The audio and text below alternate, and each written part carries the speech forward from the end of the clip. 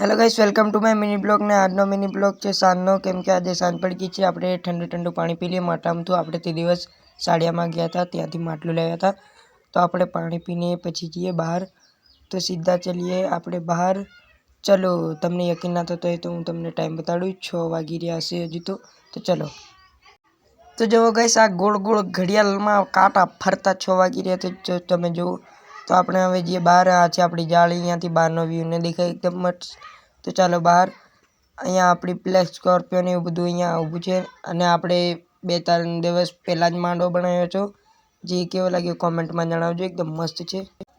અને ગાઈસ આ ગાય આપણને ઓળખે છે એવું લાગે, તો જો આપણને જોવે છે। તો ચાલો સીધા હવે ત્યાં એ બાજુ જઈએ। તો આપણે જઈએ છીએ પ્રવીણભાઈના ઘર ગમી।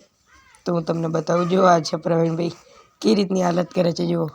अरे यार तुम्हें देख के तो बच्चे डर जाएंगे, भागो ऐसा करिए।